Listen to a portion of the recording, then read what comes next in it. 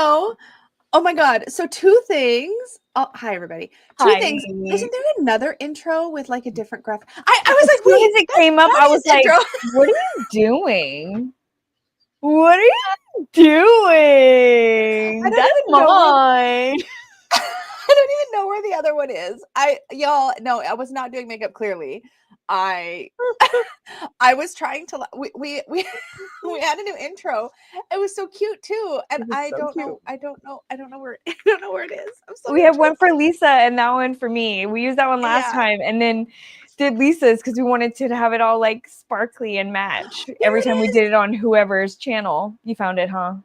I did find it. Because you did yours first and I thought you had it downloaded. And then when you did mine, you just added the sound and then sent it back to me. Yeah, I'm dumb, Yeah. y'all. Anyways, so whatever, just pretend that was actually, you know what I'm gonna do? Because stop it. I'm totally gonna look at you. You know too. I know exactly what you're gonna do. She knows me. I'm gonna upload it and then I'm gonna show it to you in a minute. So you guys can at least see it. I won't show the whole 30 seconds. I'll just show you like a little clip. I'm going to delete the other one so I don't accidentally do it. Yeah, so you don't do that. Anyways, good morning, all. Good Welcome morning. to Gators. We're hanging. Man, the other one has a cute little Okay, damn it. I'm so annoyed. I know, that's your little unicorn.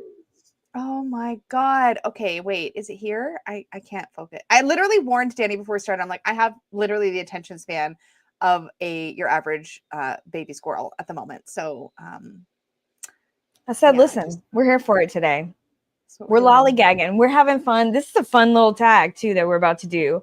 It is a fun tag. It's super fun. I watched a few of them between Friday and today, and I was just like, oh, these are so great. Yeah. Okay, here it is. You guys want to see? This is what it was supposed to look like. Hold on.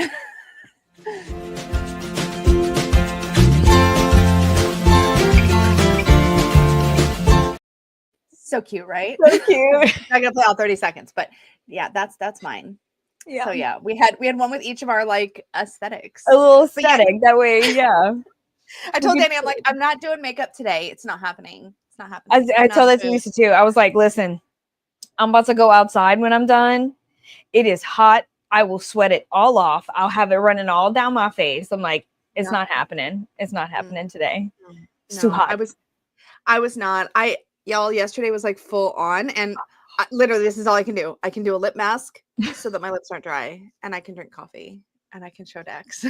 This is what you get from me today. Done and done. Literally. Oh, and both of our hair is up. I just noticed. That's hilarious. Yeah.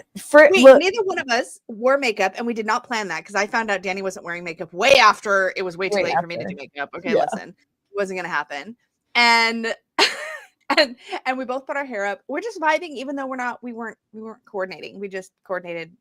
We coordinated by accident. It happens. We're always in the same plane. Oh yeah. Thank you, Jenny. Oh my God. Yes, thank you. Oh yeah, your shirt is so cute. My mother-in-law found this for me at it says Wild Magic, but it's hands-on boobs. Yeah, it's basically hands-on boobs. It's hands-on boobs. Yeah, it's hands-on boobs, and she found it for me. Sometimes I like to like tuck it a little bit because it's a little loose. But she found it for me in like Biloxi or something. So I don't know where she got it. I can't be like, oh, it's from here. I don't know where it's from, but it's really cute. Yeah. And it's like, it's not like, it's like bleached. It's like bleached in there. It's not a print. It's like bleached. So it's really cool. Yeah. I love that. And yes, if you didn't see, thank you. I'm still processing. It was a lot. I was very in shock yesterday. So if you don't know what Jenny's talking about, the Tabby Carta Awards ceremony was yesterday. I did a whole video. You can go check that out. And I list the awards, but it was a whole thing. And I cannot wait. It's so funny. Like I said, I've never had a trophy or a physical like award of any kind. The fact that there's a physical thing. I can't wait to see you open those trophies. I legit can't wait. Yeah, I can't. So it was, and I felt so awkward, y'all. You'd think because I spend so much time on this freaking camera, you would think I'd do fine. Oh, that's different though. That's totally different. Oh, yes. Krista, I said the same thing. I said, now every time we see you on camera, I'm gonna need to see it in the background because I can probably put like one of them right over there next to my little unicorn see glowy. that way it's like right over there. unicorn trophy. Yeah. It's so funny, but like literally, I say trophy. I don't know what you call them. They're physical awards. They're like trophies. You got a trophy. You got an award. It's a special award. And I'm enough of I don't know. The way that's the thing that I'm the most excited about. But yeah, when they announced, it's like literally being at an award ceremony. It was so wild. I was on Zoom and they would like call your name and then you could unmute and you could like accept your award or whatever. So then they're projecting me into the room where this Tabby Tarot conference is happening and they're doing this. And so it was really strange because then I'm seeing myself and oh wow. The first time I was like, just saying kind of what I told you guys directly, just like, thank you guys. And like, it's my community and blah, blah, blah. But then after that, I was like, thank you. I was telling Dani, I was like, it was so awkward after the first time. I'm like, I don't know what to say now. I don't know what to say. Yeah, it was so funny. I was like, well, I mean, especially with something like that, because I know. Oh no. Well, look at. Am I caught? Are you caught? No, it was me. Okay. Oh, there you are. Okay. It was me. My internet had a whole moment just now. Okay. I don't know why. Okay, I'm going to turn off my AC because I think it actually just interfered with my internet because that's timed just perfectly for when my AC went on. And I'm curious, so I'm going to just turn that off. It's not that hot today. I'm just being a princess. And see if that helps. Anyways, if somebody needed me to turn off my AC, I could tell them to go somewhere. Yeah, we're not like that here. I think it's like 23 degrees outside or something. Yeah, I don't know what that is, but oh, I'm sorry. Celsius. That here. Like room temperature. It's like pretty much probably just room temperature outside right now. Oh, thank you, Faye. Anyway, okay, I'm done talking about all that because overstimulated. But thank you all so much. You guys were really sweet. We're gonna do a tag today. Thank you. What is this thing called? I can't see my own. This is the Let's Go shopping tag. Yes. But it's like not like that kind of shopping. Like when I heard the tag, I was like, shopping. What are we doing? Yeah. But this is fun. It's like meandering through a town, like going into boutique shops and like what would you get there? Which that's what made it really fun. I was like, oh, yeah, I love that. And then Dani nailed the vibe with the thumbnail for today's VR because I was like, that's exactly what I'm picturing. I am picturing this like vintagey, like old Victorian style, like row of shops with the awnings and like beautiful summer day. There's actually a place like that I went to for my birthday that looks like that. When you come up here, we're gonna go. But like anyway, so I love cute. Places like that. So totally picturing that. And it's shopping your own stash. We're not buying things. We're not buying shopping our stash. We're sharing things that would fit the aesthetic of these different little shops. Yes. So yeah, it's super fun and cozy and that's what we're doing. And you picked all your decks, just one for each prompt, I'm assuming, like a normal human? I just picked one for each prompt. Good job. Well done. How many you picked for each prompt? Dani's like but the reason I did because I only chose tarot. I didn't choose tarot and oracle. I was like, let me pick tarot too. You only chose tarot too? Yeah. That didn't help me rein it in. There's actually one where I could not answer the question, so I cheated. Nice. But yeah, there's definitely a couples. But they're like couples because they go together. Hey, that's okay. So I always come preloaded with an excuse. I reserve the right to turn around and snatch something else whenever I feel like it. So it's fine.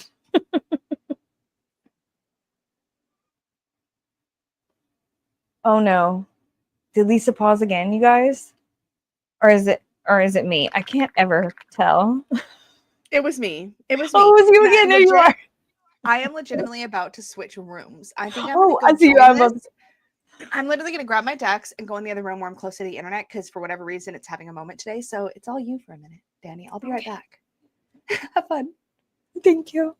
Hi. So now you'll have to talk to me because I'm not sitting here talking to myself. I do it far too often. What's everybody doing? How's everybody feeling?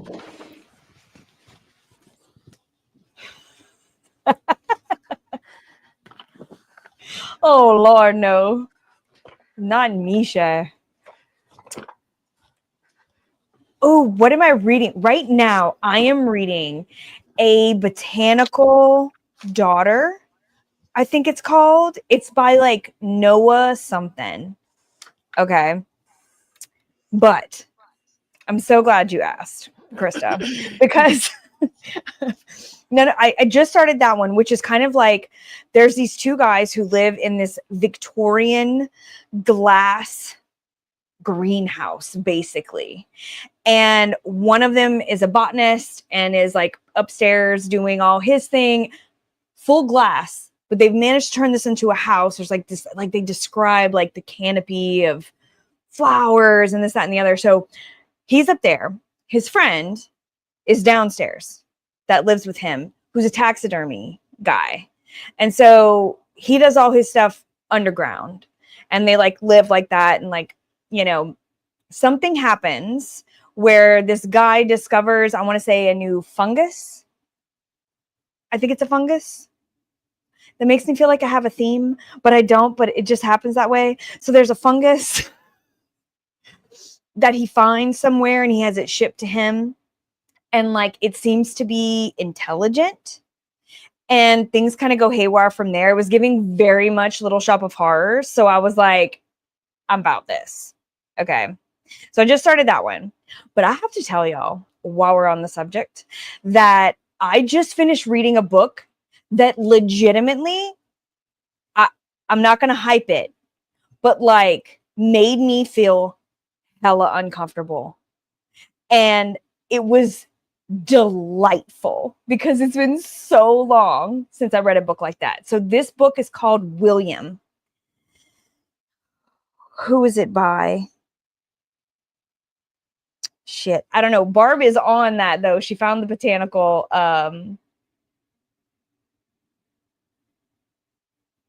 A Botanical Daughter. Yeah, she found the Botanical Daughter. Thank you, Barb. This one isn't smut, but William is about AI, sort of, where basically they described it as like a haunting, like a haunted house, but AI/robot vibes. Okay. Yes, I think Mason something. You got it, Barb. Yes, Barb got it. Barb for the win. So if I say too much, it'll give it away. I'm back.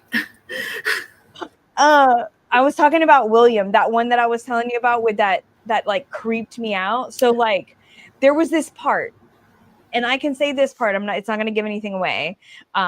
It's a really short read. So if y'all are interested in something like this, go read it because it was good.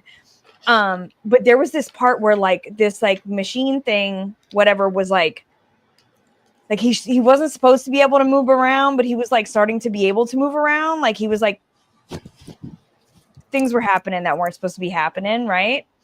And there's these people in the house, and like they went back downstairs, and the guy was still on the stairs, and the girl was down at the bottom, and she turns and looks at him and just like kind of like freaks out, like he was behind the guy on the stairs. And, oh my God! Comes in at the same time that I'm like reading this like part, and like he opens the door, flings the door open, and I'm just like, I was like, oh shit. He's like, what? I'm like, dude, I was legit scared. I was like, that legit scared me.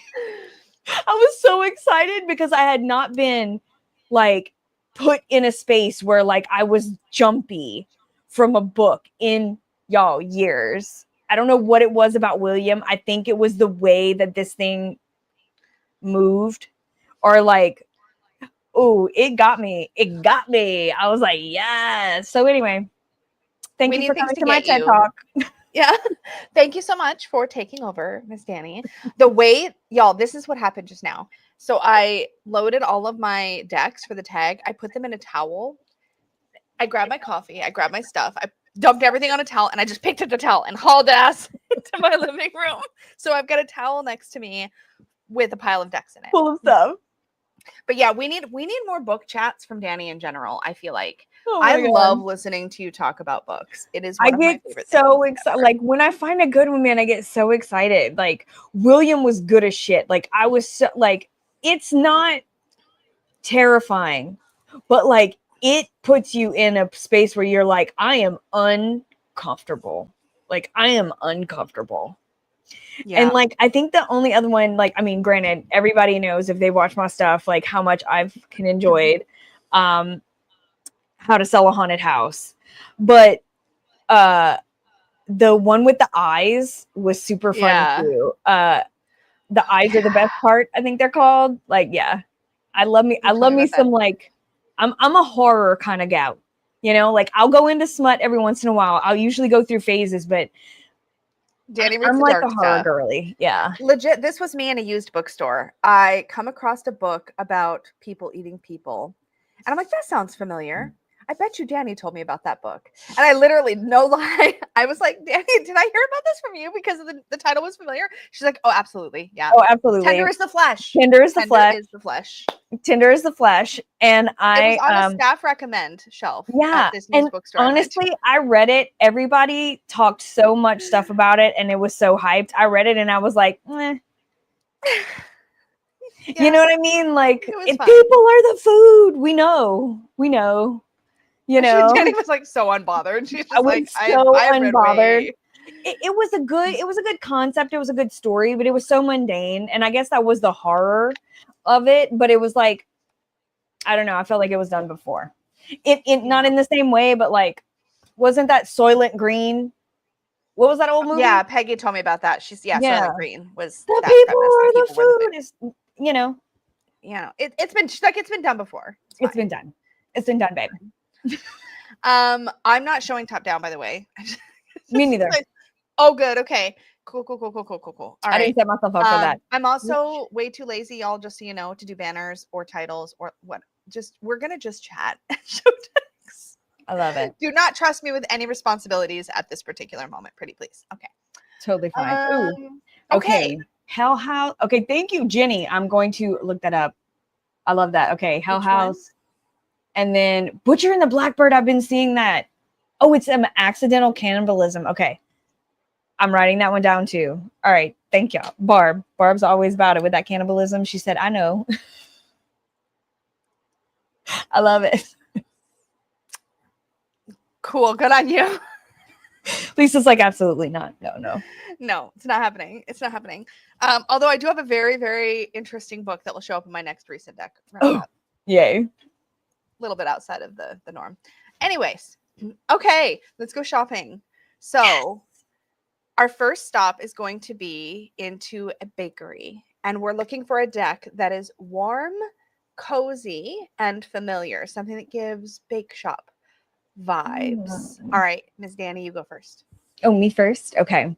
Well, I knew exactly where I was going for this. As soon as it said like those warm, cozy vibes, I was like, oh, Heartwood Tarot, girl. I was this close.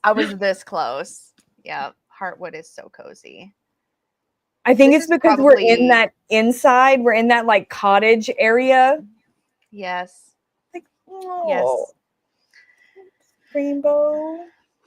Honestly, I feel like I could pick any Three Trees Tarot deck, tarot or oracle for this prompt. Yeah, which is why I didn't, because I was like, I always do.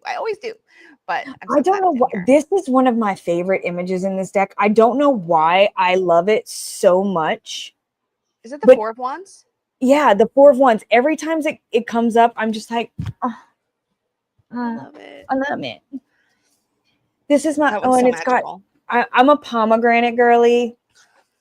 And have you shown your stamp on camera yet? Oh, I don't know if I've shown that one. I love pomegranate. Oh yes, I rounded the corners. This one was a prototype. So this was the one that doesn't have the edges. You know, like the new ones have the edges around. This was an old prototype. But what I did was I rounded my edges and then I wrote on this one. This is the one I did with Unlocking the Tarot. So I had like, it's like special cozy for me. So my corners are rounded and it's the ones that don't have the border. Yeah, I switched over to the border one. Wait, no, that one didn't come back. That one didn't come out with a border. Wait, did it? Does that one what? That Wait, one. say that again. I don't think she redid that one. I think she redid. She put the oak ash and yeah. Hold on. Oak ash and Oh, thorn. was it? I don't think it's in that because it's considered part of a different family of decks. So she did thistledown, true. smoke, and the dragon one, and that's true. Thank you. I was like, no, I haven't read it. I'm like, no, you're right. It was oat and the other one. Okay. Yep. Oh yeah, this is my stamp, you guys. I look at this. How awesome is this? So I carved this one out. You can kind of see it a little better when I put it on the sides. You can see where my lines are. Do I have something that I stamped with it, or did I? Because I made a big thing with it, but I also sold that journal. It's so cool. Wait! I think I do. Hold on. She showed me this on Glide. We were chit chatting, and I was like, "That is like, I love it so much." I'm like, she's just like, Dani's just like carving stamps now. That's just like a thing. I'm like, are you? It's so magical.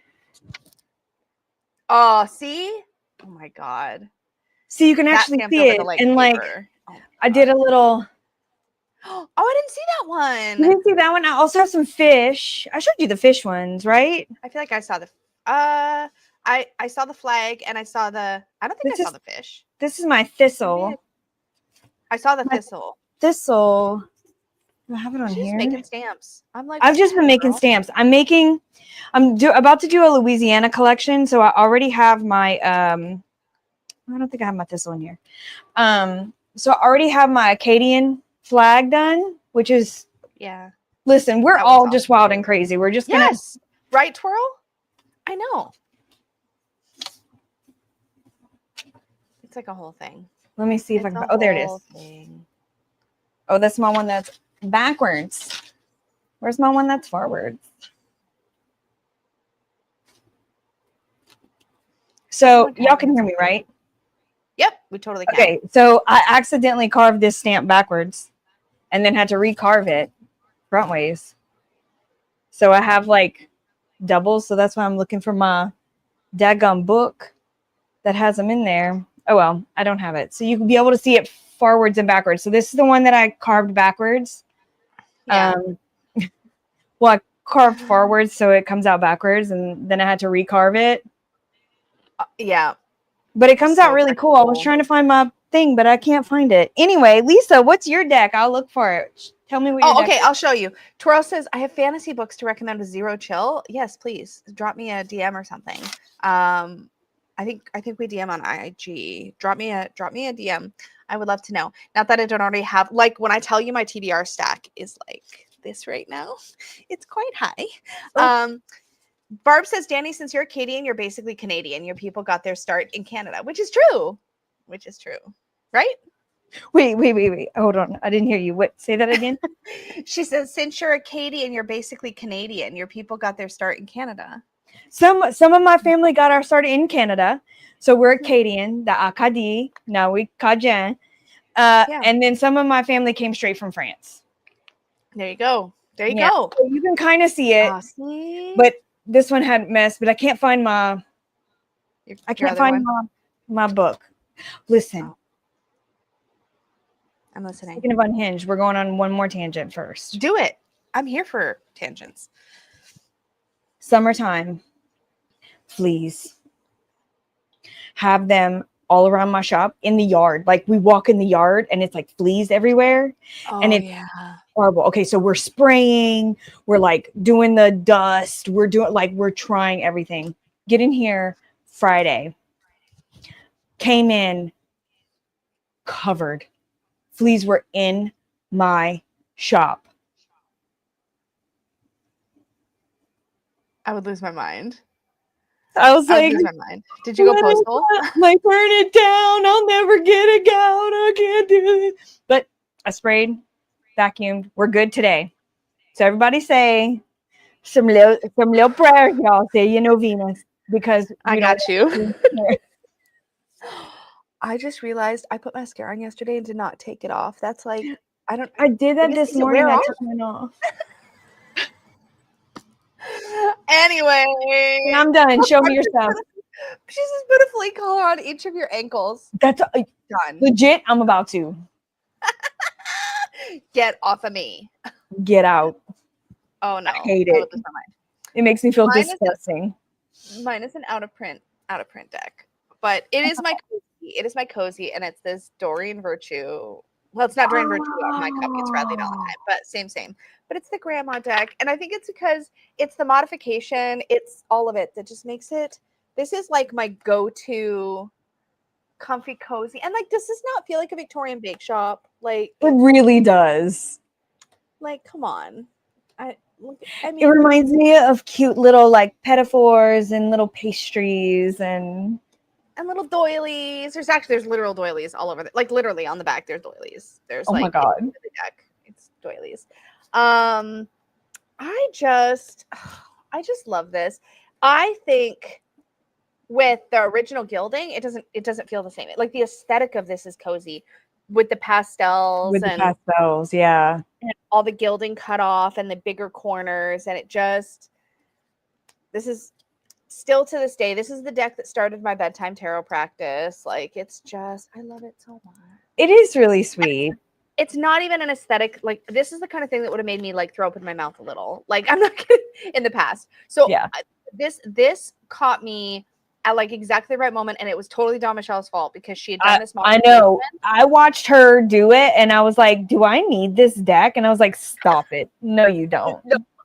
You're like, no, you don't. I don't really ever go in the guidebook, but I've kept it. But I just read the messages on the cards. They're just so sweet. And this is a very saccharine deck, but at the same time, I will say it looks like the deck that's not going to tell you the truth, but it totally does. It's not like the good tarot where it's totally tipped over that edge. It's like it's walking a very delicate line of it, but it doesn't fully nice wash everything. It like definitely will say it. It just says it in a nice so nice that way. you're not gonna like freak out, but like it's still it's more like that soft Nana feel, Yeah, totally. Soft Nana feel. I love that you're drinking out of a comfort mug literally while we're doing this. We're all doing this tag. And I just finished my coffee, and now I'm sad because I really want some more. You need a mug that will keep it hot. But it's gone. But you'll drink it slower. No. Actually, you're not wrong because I got 2 of these, one for me, one for Peggy. I now have 2 of these because Peggy cannot. She's like, no, I need it to like drop the temperature enough so that I can basically guzzle it. She's like, I want it to stay perfectly hot the whole time. I don't want to take an hour and 40 minutes to drink my cup of coffee. I do. And so it works great for me. Not so great for Peggy. Yeah, I'm not a sipper. And I rotate them. I'm not a sipper. Like, I mean, I am a sipper. Like, it does take me a while, like, especially my first cup, I'll sit, and then if it's really hot, I'll let it sit, whatever. But like, for the most part, like, I'm gonna drink my coffee. Like, I'm drinking my coffee. Yeah. When I was young, we drank coffee milk when we were growing up. And it was basically like about this much coffee, a little bit of sugar, and then the rest like a milk in a glass. And I would have one every morning. So I have my coffee milk, like literally like down it in 2 gulps and go get ready for school. Like that was like what I did. Yeah. Oh my God. Yeah. Sipper here, sipper here. I'm with Peggy. Yep. Yeah. The heated mug thing is special. It's so special. The fact that you can program it to be your perfect drinking temperature and then it just holds your beverage. It'll bring it up or down to just hold at that temperature it's magical. It's magical. I love it so much. I love it so much. But it's dangerous because then I bring my mug into work. Was I telling you this the other day? I'll take my I'm like a little bit OCD about it, okay? Because we were talking about this. Yeah. Yeah. I'll bring my coffee with a lid and I have an extra saucer to keep it charged at work. And I like have this routine where I'll bring my coffee from home and I'll put it on the saucer and I won't let myself start drinking it until my boss comes in the morning because he comes in about an hour and a half after I do. And I don't know why I do that. It's like in my brain, it's because my coffee will last longer. Like, it's really weird. I have weird things about coffee. Like, it needs to not run out because I can't have a second one because I make my coffee at home and it's good coffee. And I can't make my good coffee at work. Okay. But I have a solution for this because I was telling Lisa, I'm like, I don't know how you do this. I got to, like, no, drink your coffee, baby. Okay. So grow stuff in there. Okay, bring your mug. Bring a thermos of coffee. And then you top off your mug and you let it get to the right temperature. This is a and good then idea. You drink it. And then you can have 2 cups of coffee or 3 cups of coffee if you wanted, because you got it in the thermos and your cup is going to heat it to the right temperature for you. So why not bring more coffee and have more cups? I mean, that's true, because I used to take my coffee. I had the same routine before, but I would bring my coffee in a Contigo like mug that is really vacuum, whatever. Those really, I still have them. It's super beat up on the outside, but I still have one. So once in a while, when I accidentally leave my coffee mug at work and I don't have a charged one to bring, blah, blah, blah, I'll take my Contigo mug and then I'll just pour it into the batter. This is a great solution. I like this. Yeah, maybe. I'm just saying. Yeah, it's possible. It might work. Okay. All right, let's go to the candy shop. So we're looking for a deck that is sweet, fun, bright. I'm so curious what you came up with for this one. Here's the thing. I was like, I have one that fits bright, but it's not sweet. It's pretty fun, but it's not sweet. And then I had another one that's like sweet, but it wasn't bright enough. Like, I struggled. So you should have brought 2. I could have. But then I was like, oh, wait, I have one that kind of matches. And that's this bad boy here. Is it literally called Sugar Rush Tarot? Sugar Skull. Sugar Skull. I thought it said Sugar Rush. I made this bag. I don't know about this is just my bag. I just made this bag. That's why it's so hard to get in. I didn't make it. I had it, and then I put the name on it.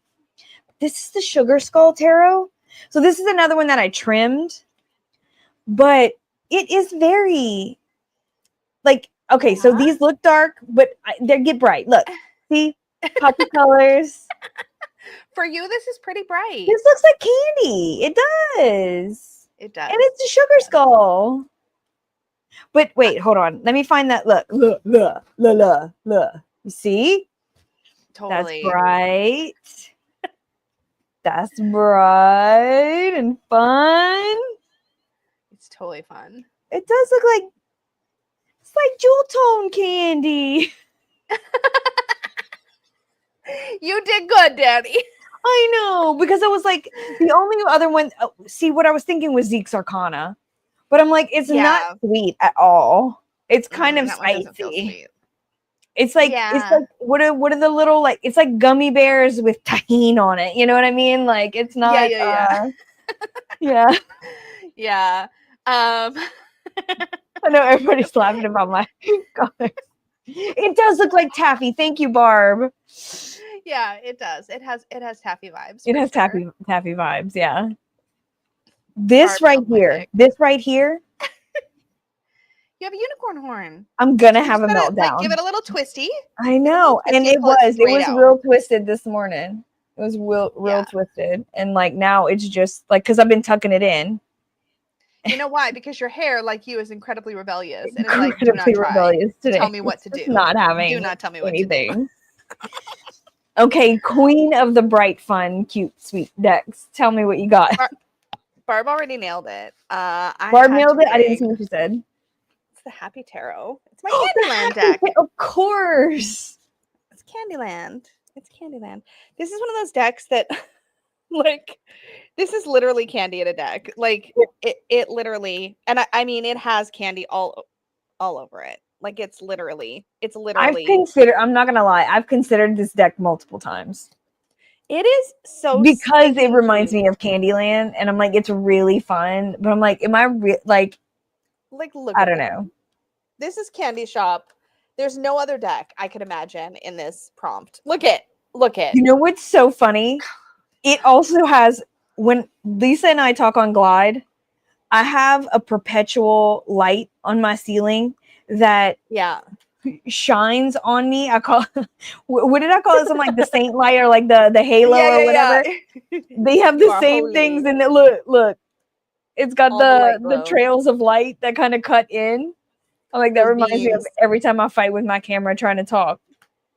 I freaking love it. So, like, come on. That's really cute. You know what it reminds me of? And I think that's why I keep looking at it. It reminds me of Wreck-It Ralph and Linen when she was a baby, y'all. She was 1 or 2. She might have been, she was 2. Yeah. When I tell you, she wanted nothing but Ralph. She watched nothing but Ralph. And like, this was like a little bit after it was like popular. You know, this was in 2014, 2015, right? Yep. She was obsessed with Wreck-It Ralph, like to the point I had to go and I had to buy like Nintendo things just to have something that looked like Ralph and Vanellope. And then I had one of my friends crochet her Wreck-It Ralph just so I could get it for her because I couldn't find any merch of Ralph. I'm And playing Disney Dreamlight Valley, and they actually added the Candy Girl. Is that Vanellope? Vanellope. Yeah, so you get her like candy house and you make her like all these like little candy accessories in the game. It's really cute. Oh, that's so cute. But I've never actually watched Wreck-It Ralph, so I didn't know the reference. You've never seen Wreck-It Ralph? I've never seen it. Watch it. For real, watch Really? it. Yeah. Okay. We watched, me and Lynn, I think we went to the movies to watch the second one. But we weren't very interested. Like, she didn't like it very much. But look, she loved Ralph. Wreck-It Ralph original. And we watched it a ton of times. But it's funny. Like, it really is funny. You do need to watch it. Yeah. I will watch it. I will watch it for sure. But yeah, I could not. I was so excited to pick for that prompt because I'm like, this is literally a candy deck. It's candy. Perfection. It's perfection. Oh, so good. So good. Okay. Our next stop is the Florist. So we're looking for something green or herbal. I know you got stuff in this category. I do, but you know, this was a lot harder than I thought it was going to be because I was like, I'm not going to pick the basics like wildwood or druidcraft or like, you know, like whatever. Yeah. So I'm like thinking. I'm like, where am I going with this? Because everything I'm looking at, I'm like, everything is an oracle. Like I could do oracles all day with these animals and plants. Okay. But with my deck, like tarot, I was like, I don't know. What would I pick? And then I'm like, duh, the Forest Realm Tarot. Oh, wait. Do I know that one? I don't recognize those backs at all. This is the Forest Realm Tarot. Wait, have I not seen this? I don't know. This is well, I guess it would be Pip style. God dang it, don't look in my face. Strength. Okay, there we go. Oh, it's a dog Sorry. beetle. That's so funny. No. Oh, this is cool. Is this mass market or indie? It's so cool. This is indie. Yeah. I think this one was a run of 60 something. Oh, dang. These are hand done decks. How's it shuffle?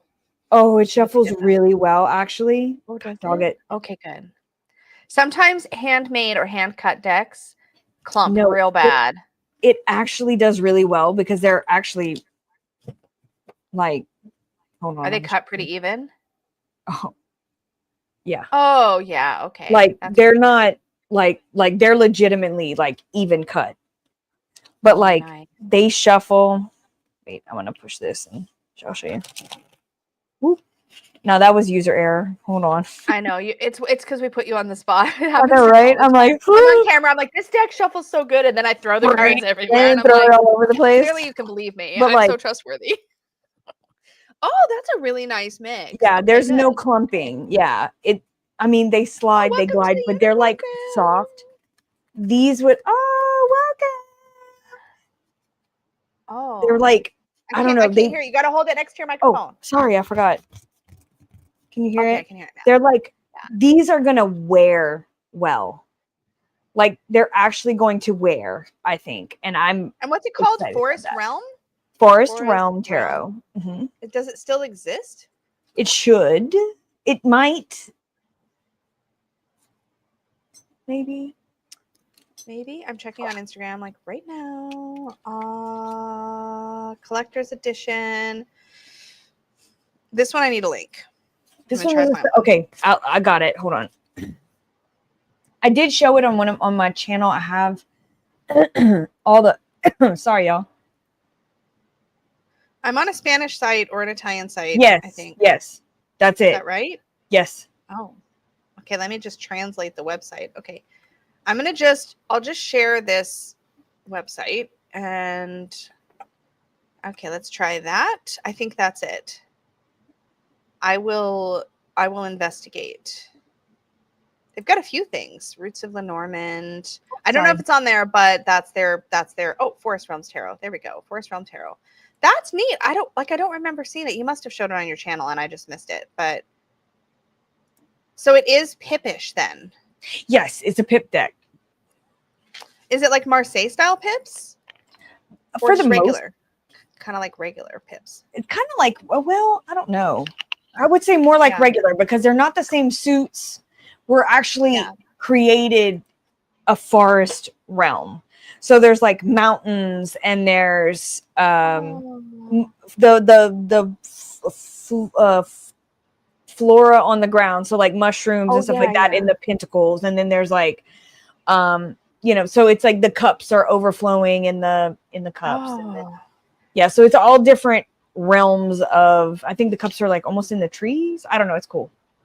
Regardless. That's a really, so glad you showed that one because that was not on my radar at all. It's not on my radar at all. The artwork is really well done. Like you really do feel like it's like bright spring green.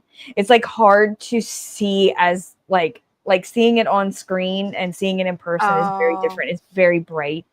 It is out of print. Pretty. It is. I thought so. Yeah, it becomes out of print. Oh, sorry, y'all. I think I might have one more of those.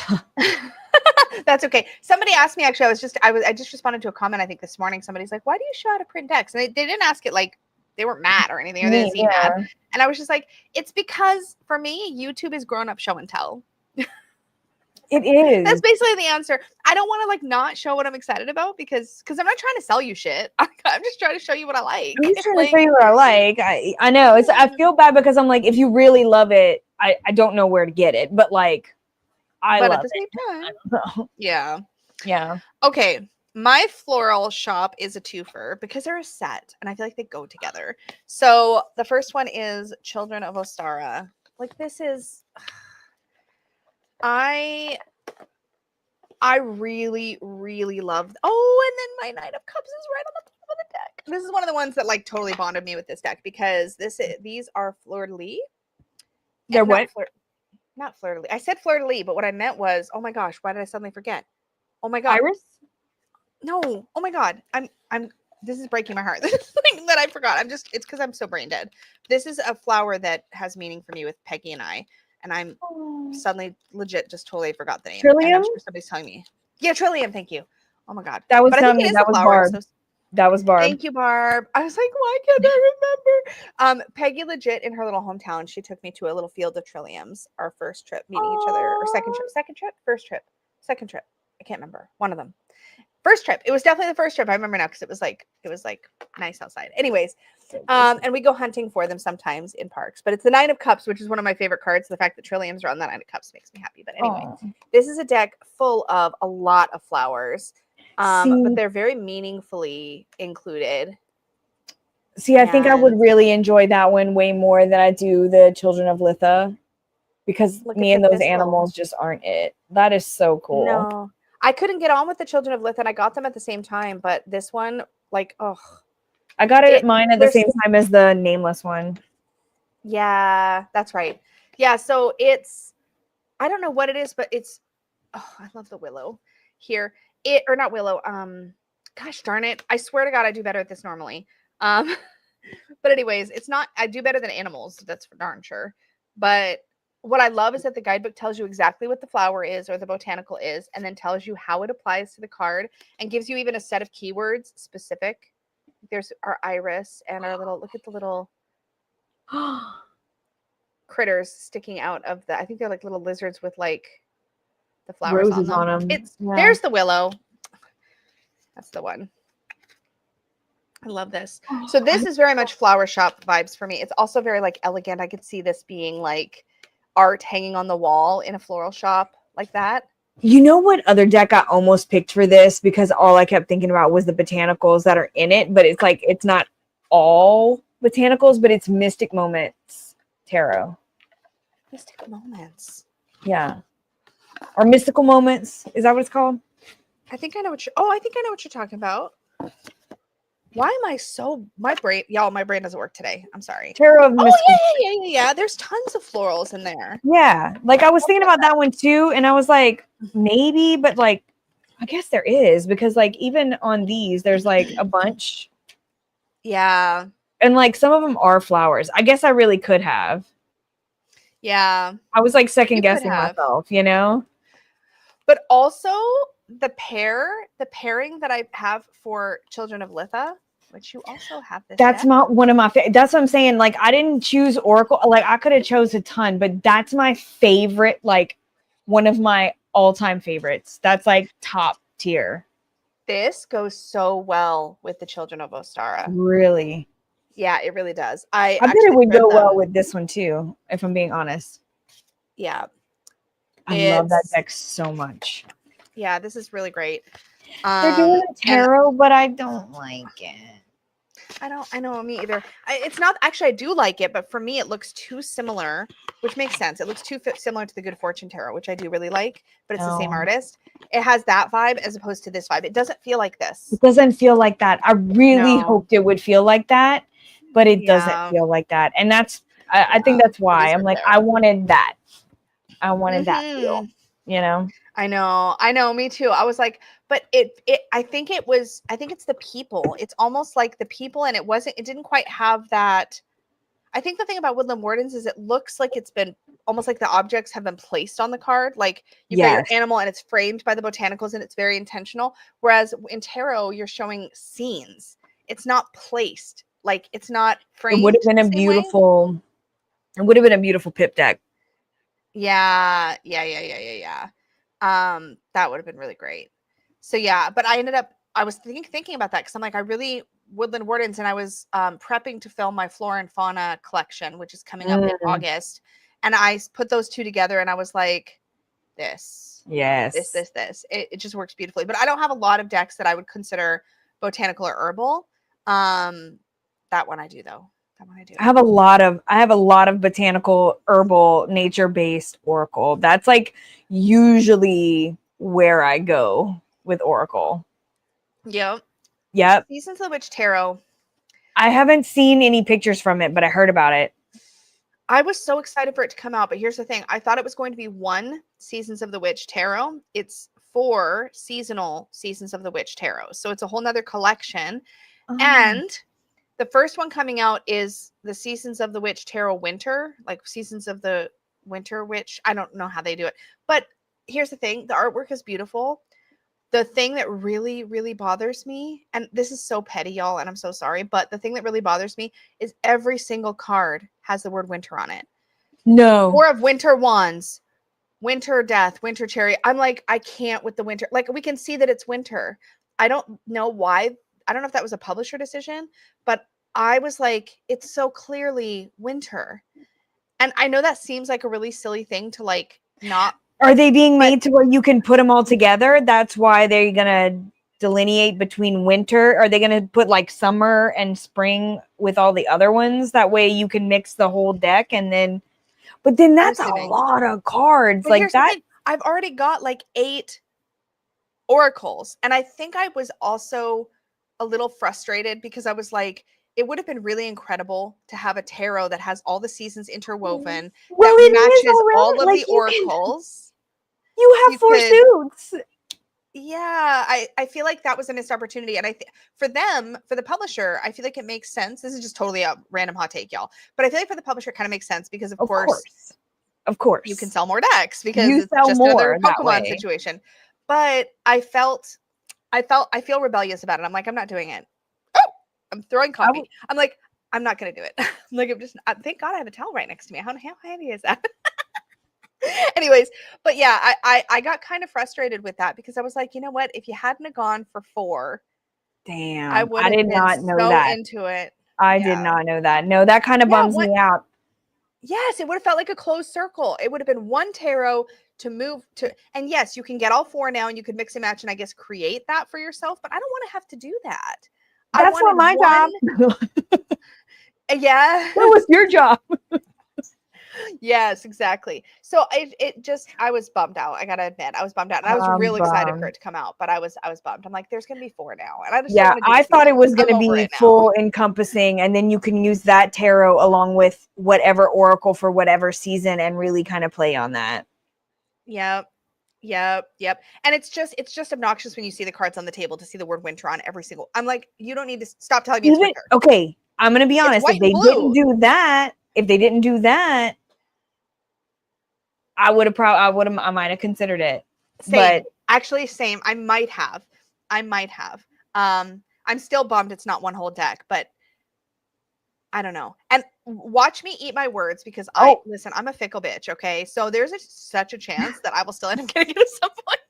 But I'm trying. I just don't think I need 4 seasonal tarot to go with 8 seasonal oracle. It's just a lot. I have a little spot in my shelf where I keep all 8 of my oracle, and it's so aesthetic. And I was like, I just have one spot here where the tarot would go so nicely. That's not how they did it, and I'm cranky about it. I'm cranky about it. We can be cranky. I have a few of them. I have Yule, Samhain, of course. Yule and Samhain were my main ones that I really wanted to get. I think I got Beltane. Yeah.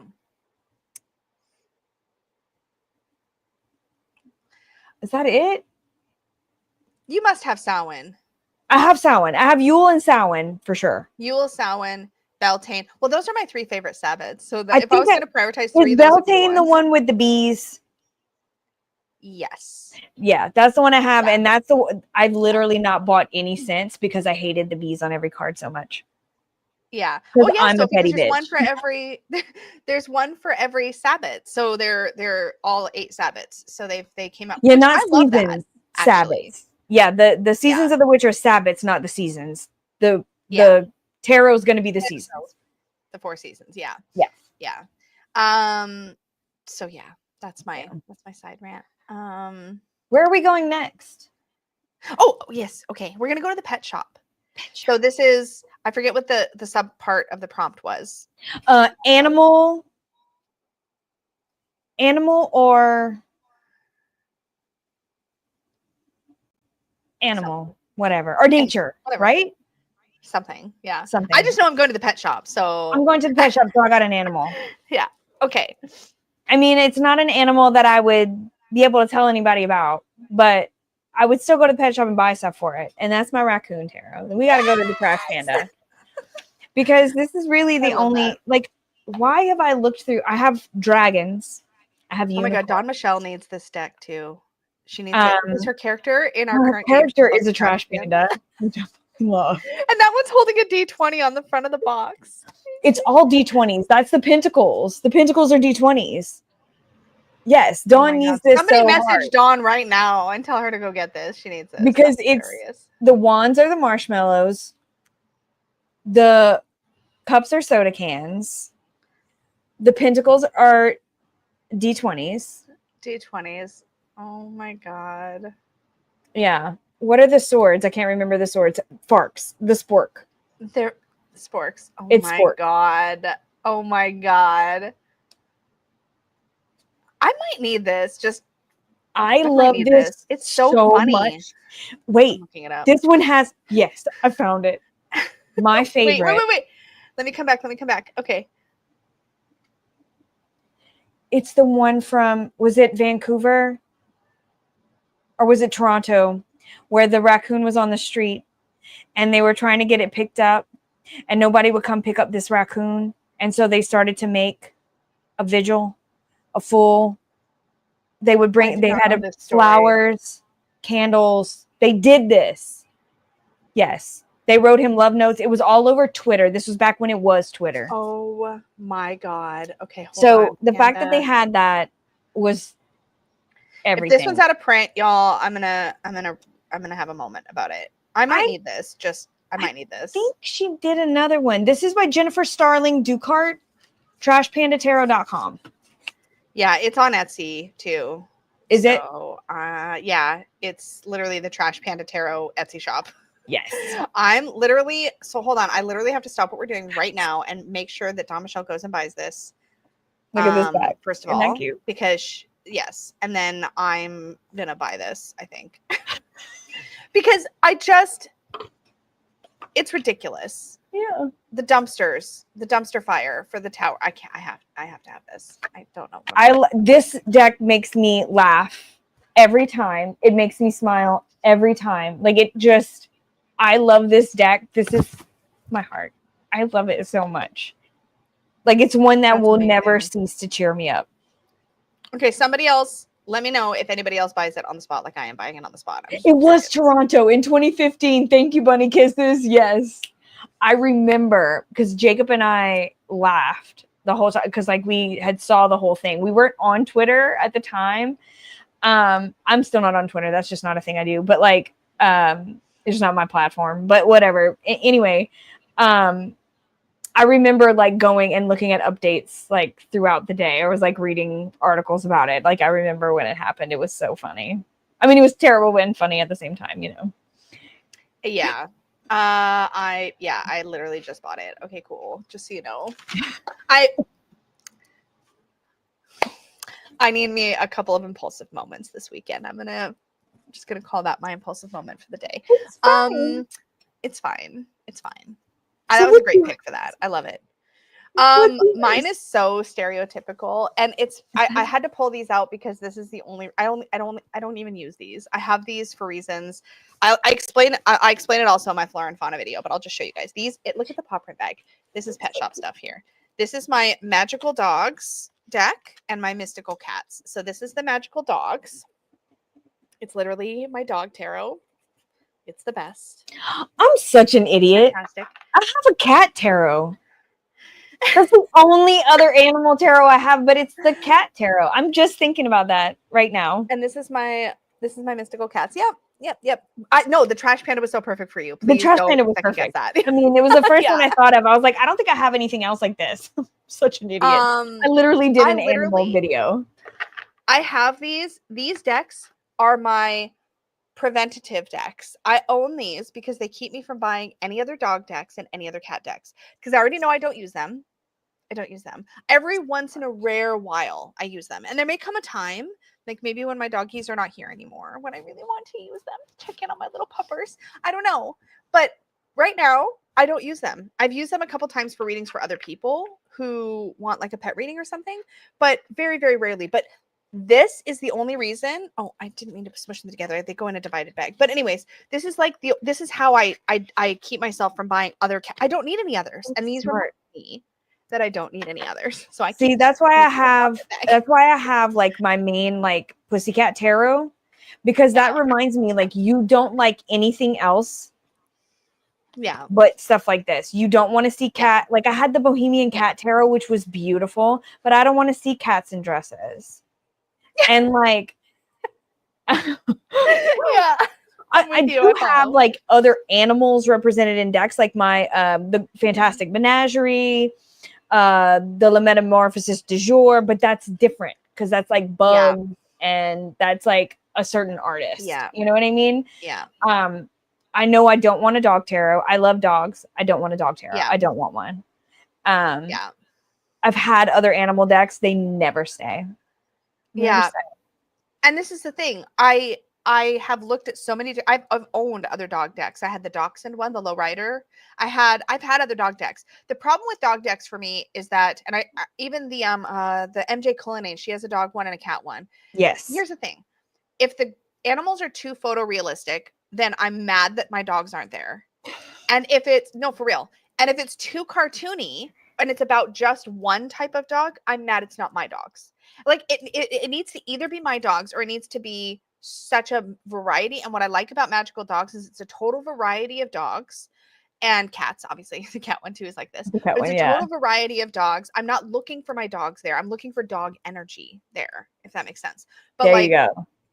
This is the only one. It nails dog personality. The mystical cat one nails cat personality. It's just done really well. They're both Llewellyn. They have great guidebooks. So if I ever need that energy, I've got it. Yep. See, that's why I like the Pussycat Tarot, because it's literally just like tabby cat vibes, like feral cat vibes. Yep. Like it's just a cat. It's just a cat. And I love it. Yeah, same. This is what it is, Stephanie. It's like I love them, but I don't reach for them. I know. Like I don't read like that. Me personally, like I don't think I've ever really read like that or read like, I don't know. No. And also, and I'm like, listen, I'm about to sound like the biggest hypocrite ever, okay? Because I typically, if a deck has just one type of animal in it, I realize I totally just bought one, okay? But if a deck has one type of animal in it, like a fox deck or a monkey deck or whatever, no matter how stinking cute the artwork is, I never reach for it unless I have a specific bond with that particular type of Because creature. didn't you have the fox one?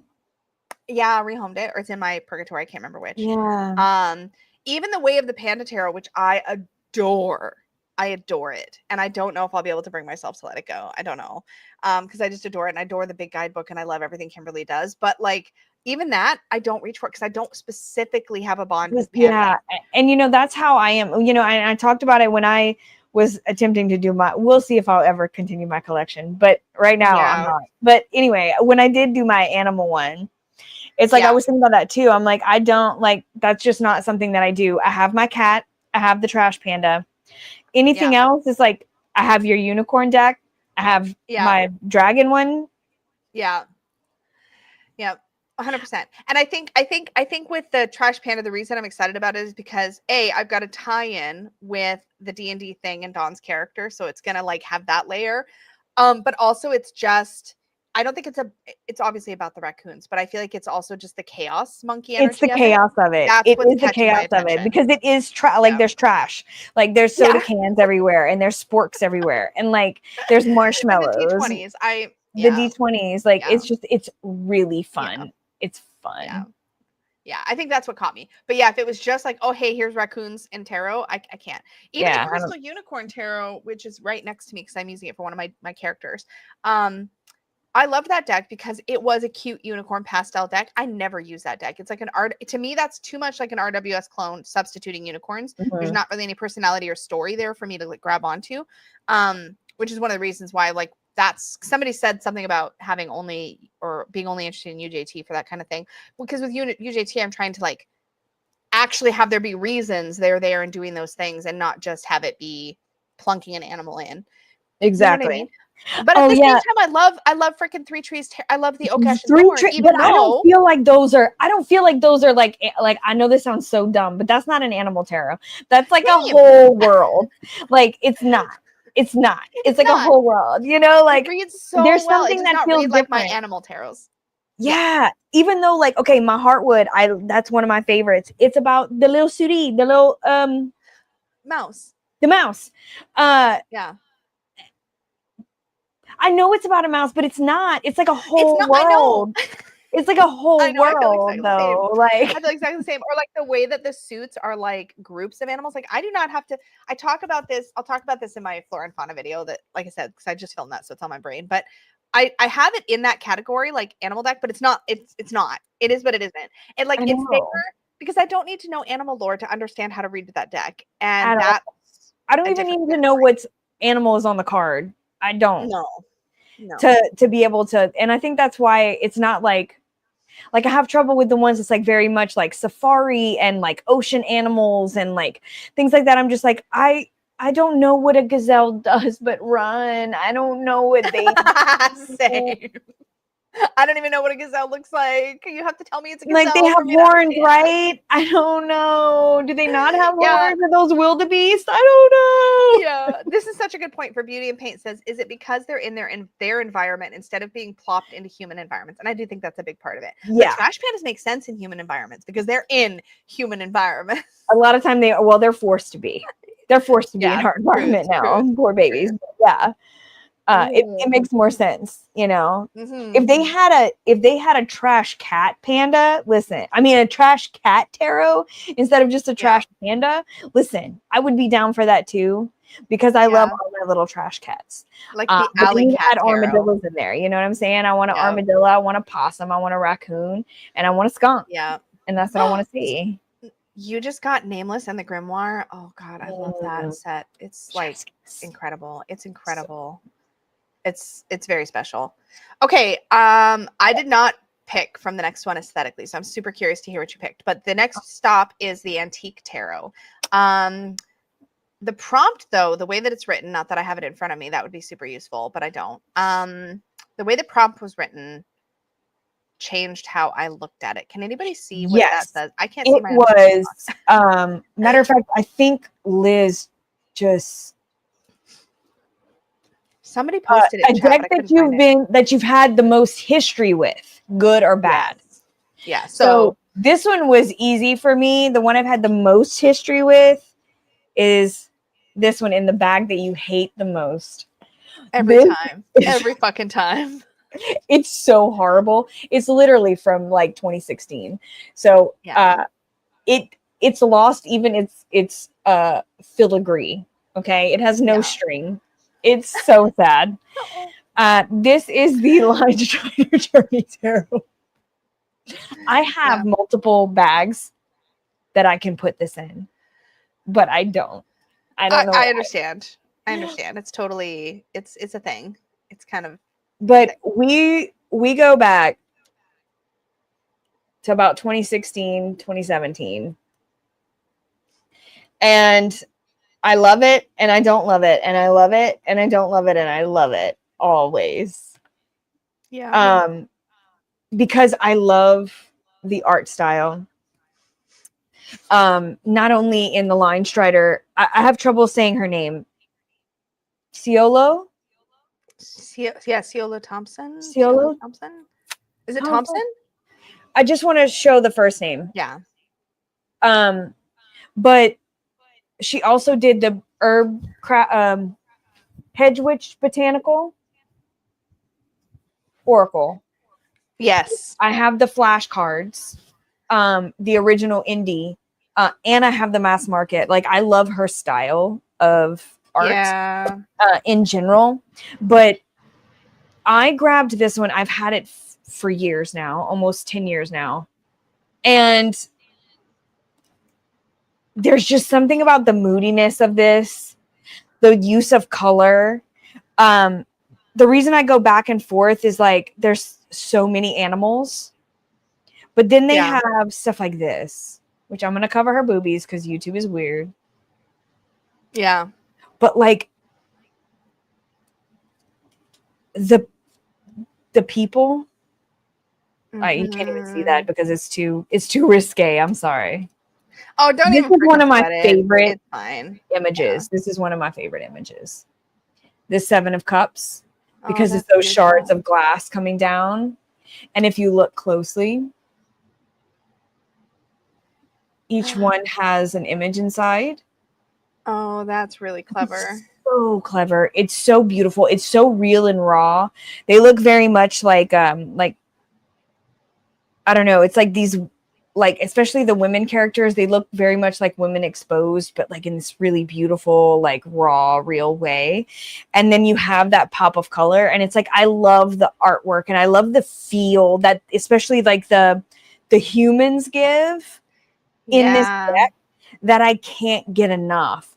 And it's like, I'll pull in, like, there's so many animals mixed in there. There's like a weird kind of balance. I don't know.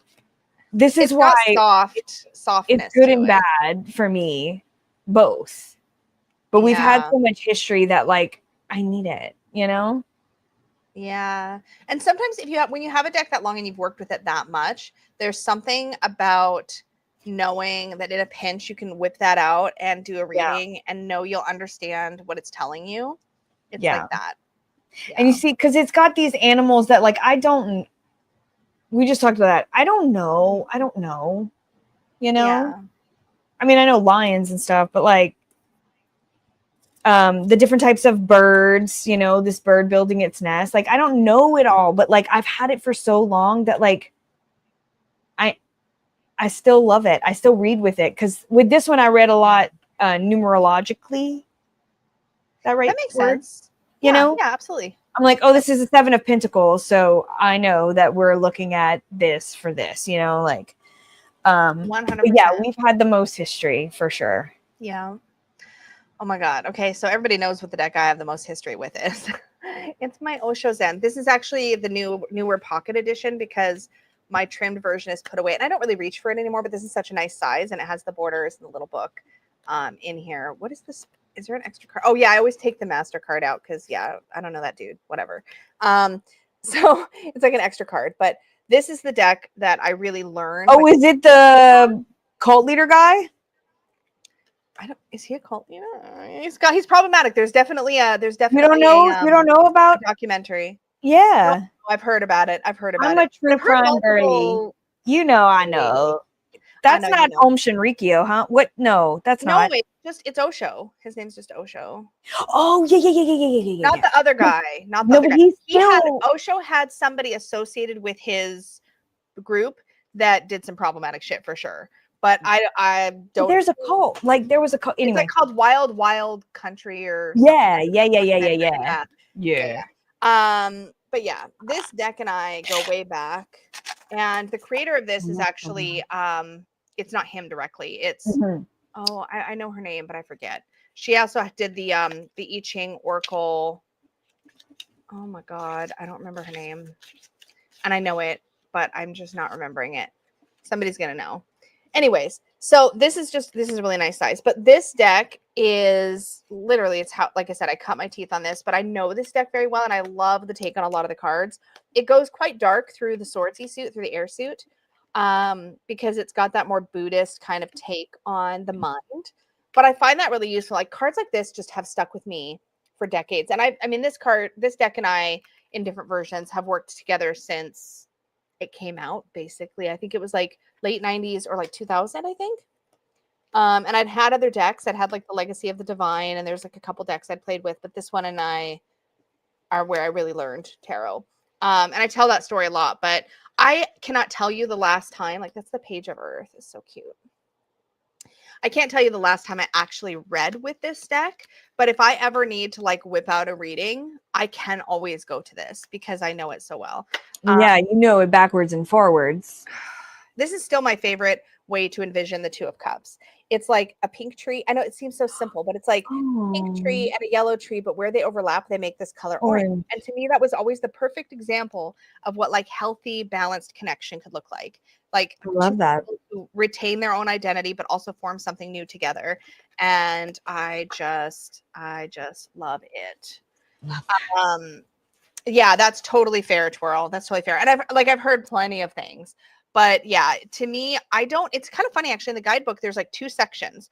There's like the part that the creator of the deck wrote, and then there's a page that's like Osho's writing or whatever. I literally have never really bonded much with the Osho writing section. I always like what the creator had to say about the card. And there is a couple of cards in there that I think are. But in stuff like this, there's like, if you don't know, you won't know. Yeah, this is a huge issue for sure. We have to. Yeah, it's a guru. Yeah. Guru. What do you call it? Guru culture. I don't know how else to say that. Guru culture is so easy to abuse, and so it's something that I'm always really cautious of. And I think there's been some really great people that have earned that title, but I'm too naive for that shit. I would get sucked into the wrong one, guaranteed. I'm way too cynical for anyone to tell me that they're the master of everything. I'm gonna be like, yeah, okay. You are legit the opposite. See, like my problem is I could lean too naive, so I have to be very careful. And you're like the other way. You're like, no, nobody. There's no way you can convince me. Like I'm not. I mean, never say never. Knock on wood. But like. Do you know what you would have to do to convince? I can't even convince me that I'm real some days. Like, calm down.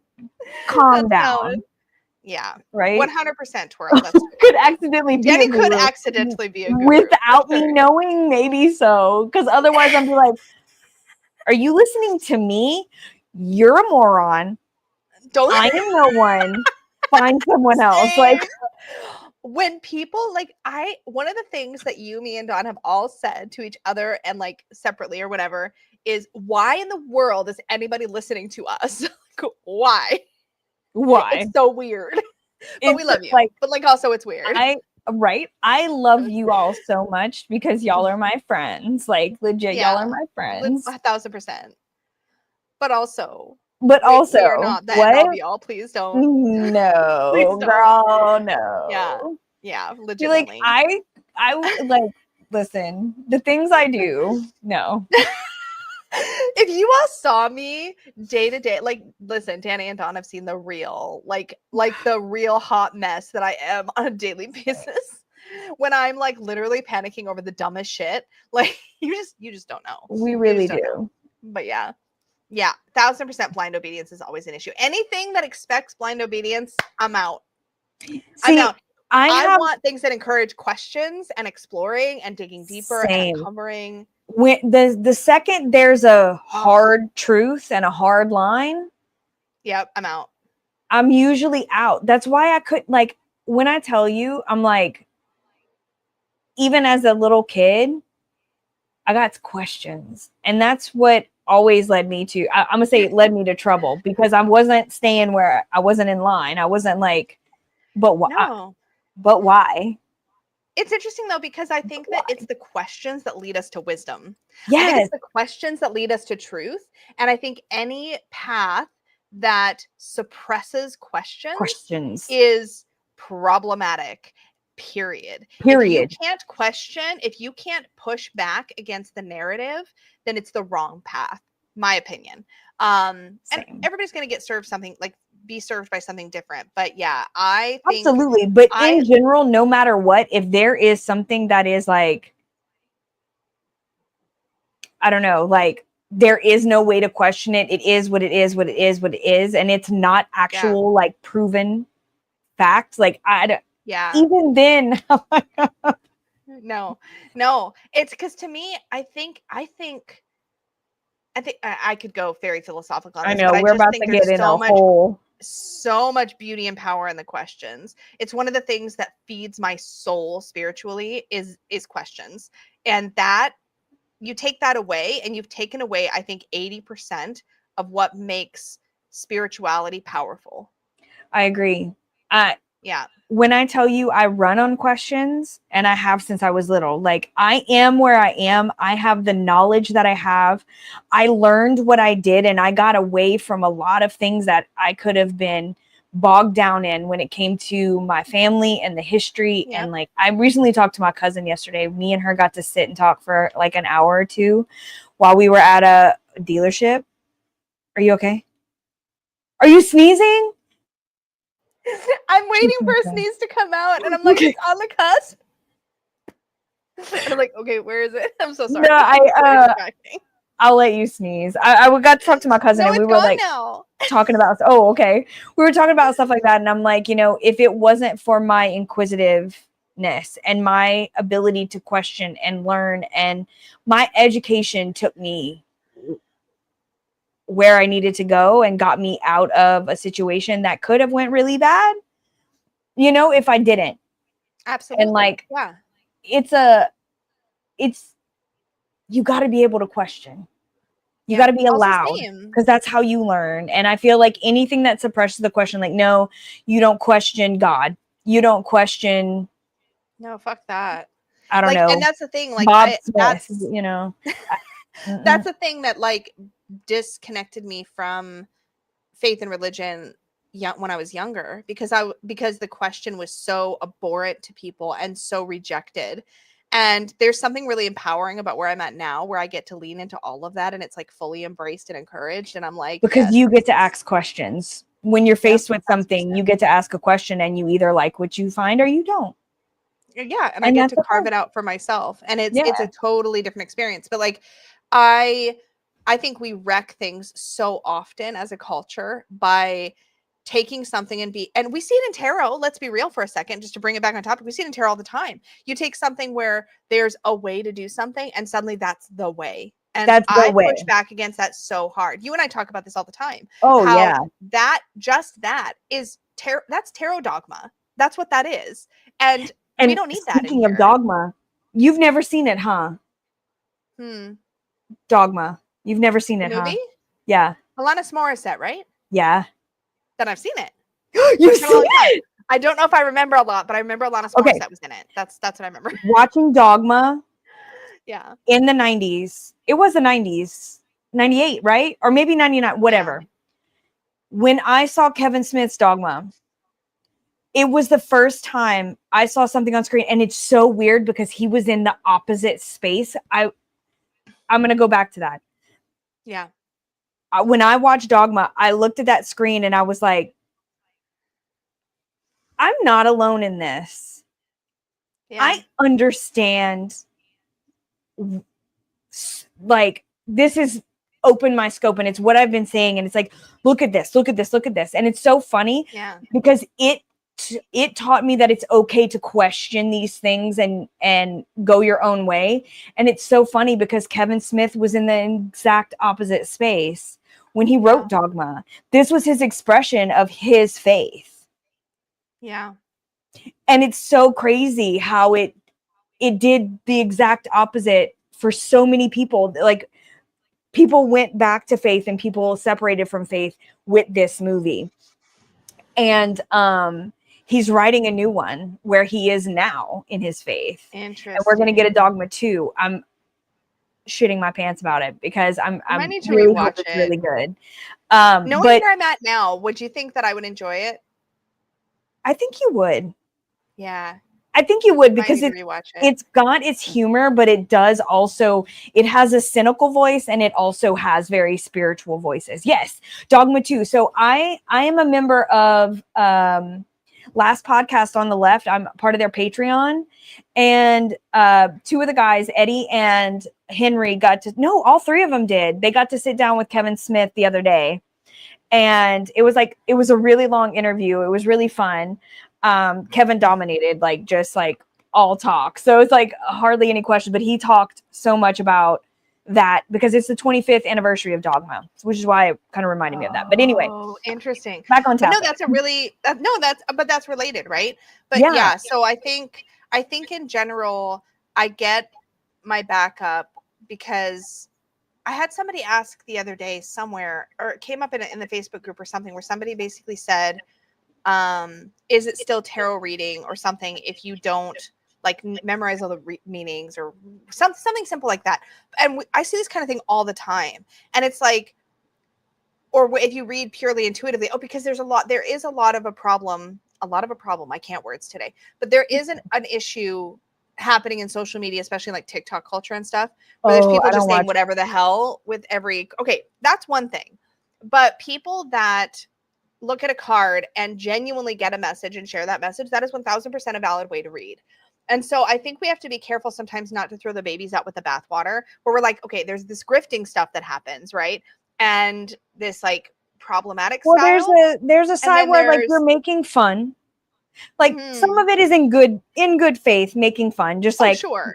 Girl, he ate a bean burrito and he's gonna fart on you later and throw the card. Funny. Your reverence is 1000% fine. But I've seen serious people who are literally, they're just saying whatever is going to get them clicks and get them likes and whatever. Yes, he's coming back to you, that kind of shit, where it's clearly just playing into people's stuff. That's one thing. But I think sometimes we see that and we're like, oh, so it's not valid to read unless you're reading textbook definitions. And I think it's important that we remember that this is a tool that came about because people saw meaning in what was essentially a playing card system. It was not created initially to be divination. Yeah. And so of course there's room for interpretation. Remember where it started. It had to start somewhere. Yeah. Bring us back to our roots. Yeah. Yeah. 1000%. Yeah. Okay. Let's go to another shop. Let's go to the hair salon. No pressure. You best get this one good, because right. Yeah. You can't tell now, but I do have a good hairdresser. You do have a great hairdresser. Best self, a definition feel like your best self or most beautiful is the punchline. Yes. Wait a second. Yeah. This is out of line. Did we skip the art one? Oh, I'm sorry. I did skip the art one. Okay. Oh, I have a mental block. It's fine. It's fine. Let's do the art gallery next. Yes. Art gallery. Favorite art style. A deck with your favorite art style. Every deck I own, well, I won't say every, but most of them are because I like the art style. So that's but one of my favorites Oh, yeah. Is the Pagan Otherworlds, not only because of its art style, which I love, but just that type of art, that revival art, the Renaissance, the old portraiture, old landscape. I love it so hard. And this captures that in something that was done modern. And I love the tones. I love the design. Of course, y'all That know also it's looks like a deck from an art gallery. That looks like an it art looks gallery. like an art gallery. Some of it is actually based on actual art, you know, like it is. It's so beautiful for me. This is one of this is a representation not only of this exact art, but just like a body of art, like art in this style. Is some of my favorites. Yeah, that's a good pick for this one. I knew you'd pick something good for here. Oh, I love it. So. Oh, God dog it. It's kiss your face. It's like just sumptuous. I like the green. I like the greenery. I like the wildness of some of the characters, and like, look at that. He's got that hair flow. It's like you can feel the breeze. Yeah. I love it. Love it. So this is the prompt I cheated because I could not. Y'all, you're asking me to pick a favorite child or something. Like, I can't. I was thinking about it and I was like, okay, well, I love the art style of like Tarot of Mystical Moments, for example. But would I call it my favorite art style? I love This Might Hurt. Would I call it my favorite art style? Mons Tarot. Would I call it my favorite art style? That's what I had. I looked at 5 or 6 decks before I picked this. This was the hardest prompt. Y'all don't do this to us. We have a variety of decks because we love lots of different art styles. And I could not pick. I mean, some of y'all might think, okay, it's bright, it's colorful, whatever. I went with the only thing I could go with in order to save myself from this prompt, and went with my own decks because I picked an artist. So do you know I almost grabbed mine, but I was like, that's too easy, Dani. Same. I didn't want to. I was like, I need to think of something else. This is ridiculous. But like, also, of course, I love this art style. I love the storybook vibes. I also could have picked Annie Gerard's deck that I just got. I can't remember what that one is called. Mystical Woods, Sacred Wood Tarot. The oil painted Gallery Gerard one. Yeah, that one's also beautiful. But like, if I had to pick a favorite art style, it would be this one because, of course, when it comes to, say, the unicorn, right? I'm going to get a tattoo one day of Mystic. I know where I want it. I kind of have a bit of a vision for it, but I like, obviously this is a favorite, or I wouldn't have hired Jessica to do my deck. You literally hired this particular artist. Yeah, so I would say if I had to classify, it's what Jenny said, storybook. Something that feels like an illustrated children's fairy tale book. Not the like kind of more comic booky, but the more an adult would love the art as well as a child would love the art. That kind of storybook art I love. Oh, what's the one? I had it for a little bit. Yeah. It had the one with the salmon. Yeah, Stephanie. For the one of the court cards, and I was like, why? Wildwood? No. It was like magical forest, magical wood, magical something. Forest of Enchantment. Forest of Enchantment. Thank you. Also that. Yeah. I would say if I had to pick other people's decks that sort of fit this aesthetic, it would literally be Stephanie Burrows, and Marilla Allwood and Linnea Weatherstone's Forest of Enchantment and Oracle, which, by the way, I totally bought that Oracle. It's in my next recent deck roundup. I had to. But anyways, so their style has that sort of quality to it.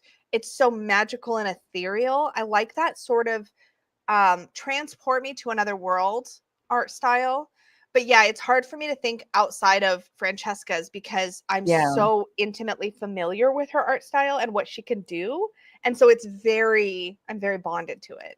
Yeah. And you see, like, I'm an etching kind of girl. So I love I mean, obviously, look, that Lisa sent me that. That's all etching of a possum. I literally carve my own stamps. Like, I love that etched look, which is why Mystic Masters is made the way that it is. But like all those old feels, it's like when it comes to tarot, I will always go towards these older looking Mm-hmm. decks in a very, like, when I say like my serious decks, you know, like I want that type of art because I feel like it holds that so well. These like I don't know, these vintage vibes. You know what I mean? Like, I don't know. I love it. 1,000%. Yep, 1,000%. Okay. But yeah, that was the one that I literally stared at my walls of decks for like, I mean, easily I was standing in my room just spinning in circles for like a half an hour. I was like, I don't know how to pick. I can't pick. When I sat here, I sat and I went over like 4 or 5 different decks and I was like, I have these decks because I like the art. What am I supposed to do?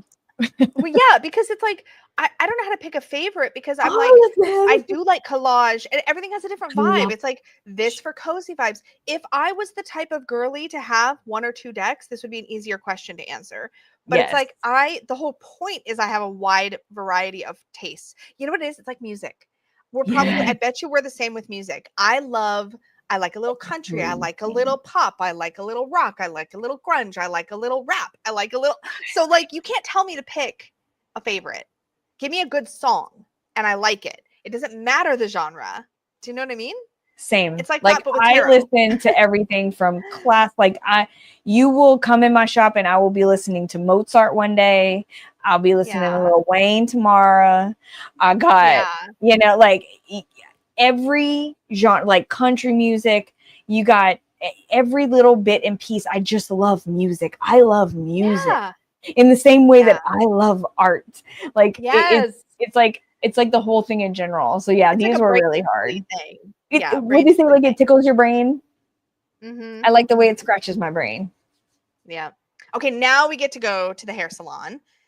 Looking for a deck that makes us feel like our best self or wants us to be our best self / most beautiful. This is an interesting one. So I thought about this one. And then I also thought, well, you can't go to the hairdresser and feel fabulous because your hairdresser will make you feel fabulous if they're good. Yeah. Yeah. And not only do you do that, but you're going to gossip a little bit. Absolutely. Because that's what makes it self-care.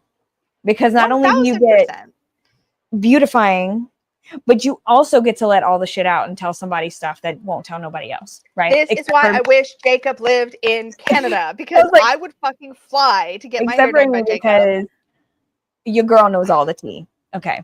But anyway, I absolutely love it. I legitimately want to sit in his chair so bad. Oh my God. You will. You will. I don't even go. That's fair. That's fair. That's fair. I'll come you will. I'll sit in his chair. I'll be like, do something. Shush me. Just do something. Talk shit with me and shush me. That's what I want. Yes, please. All day, every day. Jacob's everybody's favorite. Like, can't go nowhere. Like people literally identify me as Jacob's wife. So, yes. Yeah. Yeah. Absolutely. Yeah. So when I thought about that, I was like, oh, well, I know exactly what that is. That's the revival art for me. Oh. Because it's going to take care of me. It loves me. It's got my beautiful art style. It's got old paintings. You can sit and get lost in them. But look at them faces. Honey. They know shit. He knows some stuff. He knows what he's doing in there. Oh my God. The way that this one will invite you in, like, come sit with me, come talk with me. We're gonna know the whole tea, and you are gonna come out feeling like you are draped in silks. Like, yes, it's so luscious and beautiful. Yes. But it will also gossip and read you to filth because sometimes you need that. Yep. That's such a vibe. Oh, it's such a vibe. It's so beautiful. But it's like, that's another reason why I love, this kind of art in general. Like, you can see the expression as whatever subtle little facial movement that's captured is just like, I love it. So this is the first one. I do have the second one as well, but this is the first revival art for anyone wondering. But yeah, for me, it had to be that one because I was like, you got to have that little cheekiness in there, and I feel like it does it so well. 1000%. Okay. Little disclaimer. This is for YouTube. YouTube, if you're watching, I'm going to show some nudity. This is artistic nudity. That is the context. Nudity. Yeah. So we are not up in here trying to be gratifying. Okay. So just calm yourself down. Calm down. See the disclaimer in the description box. We are not here to titillate anybody. Okay. There. Now that that's said, because I just want to show this freaking deck. This is the Wild Seeker Tarot, which, by the way, do you have this, Dani? Mm-mm. So this is my favorite deck for my own body image work, or like if I'm going to something other than Unicorn's Journey for self-worth, it's this one. This is like my Many Queens. I always compare it, but this is kind of like my Many Queens tarot. You get the hairy legs and the kind of funky bodies, and you get this sort of like take me as I am energy that comes through this like deck. this. It's really great, but it's also very vibrant and colorful. And so it kind of meets my aesthetic, if that makes sense. Speaks my speak, but brings that sort of like smushy, imperfect body to the table. And I love this. I literally exclusively use this for that kind of work. So self-worth work, personal growth work in general, I tend to reach for, like a self-worth, I would reach for UJT and UJO. And then for like those are the only shadow, ones I would reach for. Yeah. I go to Deviant Moon, but when I need a little bit of body image stuff, like when I need to feel beautiful, or I need to like reconnect with I'm good enough, like in that way, this is the one that I go to. And I'll give you an example. So like this is, let me just find a good one. I'll just go to, I want one with nakedness. Okay, here's Temperance. Okay, so watch this totally prove me wrong, but almost every entry seems to bring some of this. And it's just a little staple bound book. It's nothing all that fancy. Yeah. Right? But the Temperance says, I said the Temperance, but you know what I mean. Temperance says, where did my like card the go? Walmart? Did I lose it? Is it here? There she is. Okay. So there's Temperance, and it says, a recent loss has cleared a space for a beautiful new beginning. Your idealism is balanced by a healthy dose of pragmatism. There's liberation after transformation. Slow down and give some space to all that has been shaken up within you in order to regain balance and harmony once again, because it comes right after death, right? Take comfort in contemplation. This is not a time to shake things up. Honor the sense of calm in this at this moment. There's also a little like journal prompt. It says, what would help bring you more congruence to your inner and outer worlds? There's just something quite special about this. And I just want, I don't know. This is the deck. If I want to feel beautiful, and a lot of the messages are about sort of self-acceptance kind of stuff. And so it really ties into that really beautifully. When we were doing Self-Worth Saturday in the Unicorn fam, and we would do card pulls, I would pull from this deck actually. Oh, that's so smart. I like that one. It reminds me, see, I have my Mini Queens, and I also have the Gentle Thrills Tarot, which is like a colored version of that. So I think that this Wild Seeker Tarot, if I didn't have Gentle Thrills, I think I would get this one. Yeah. To hold that this energy. Is such a great one. Yeah. It's a little, and I don't remember how I found this. I found this on Etsy. It's by Brina Shields. Her website is brinashields.com, and she's at Brina Shields, BRYNA. So there's the socials if you want to look up and see if you can still get this.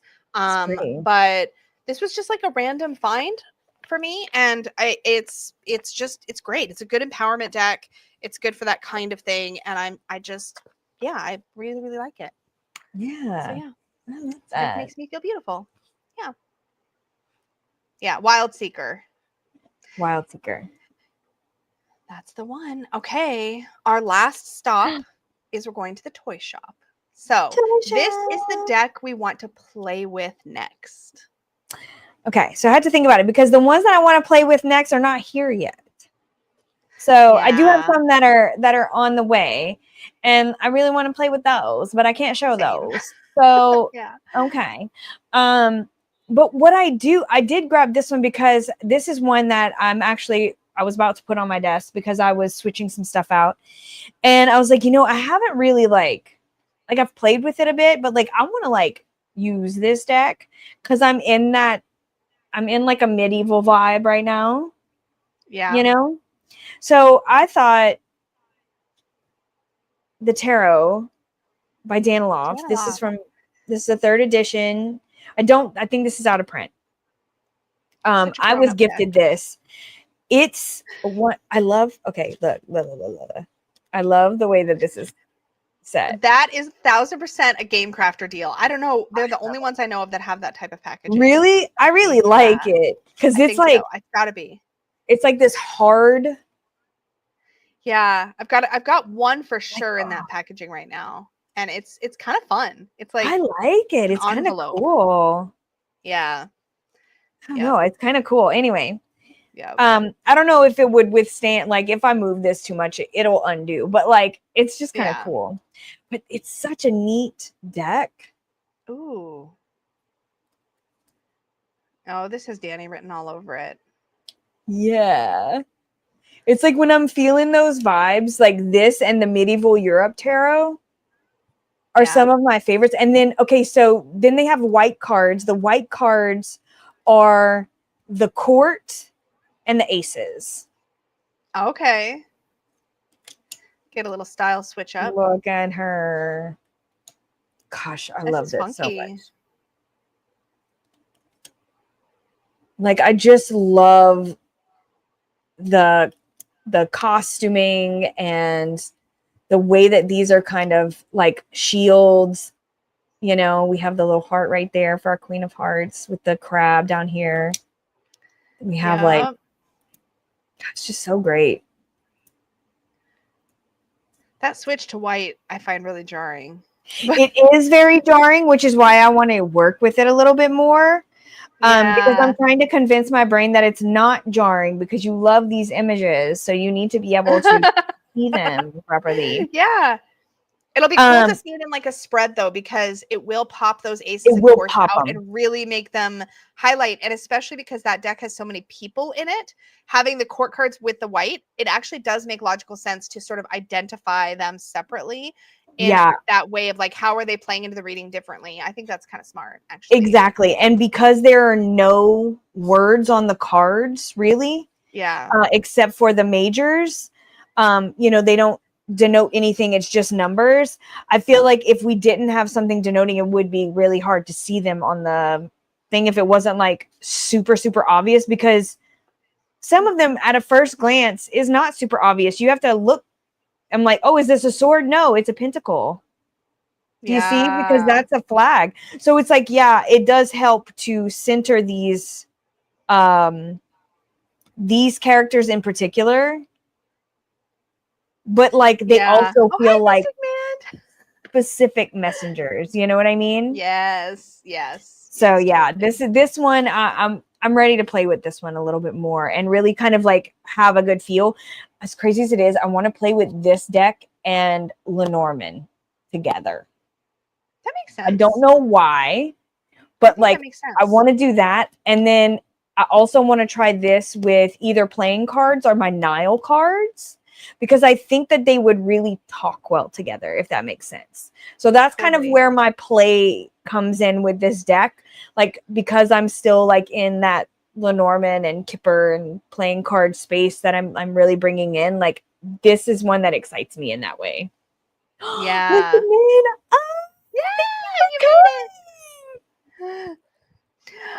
Okay, so I have one that's on the way that I'm really excited to play with also, but it's not in yet. So it didn't make it in time for my recent deck roundup either, so that will have to wait. Actually, I've got two that are coming in that I really want to play with that are on their way. I have me too. One I've ordered and one is being sent to I have three. I have a set coming in and I have a single coming in.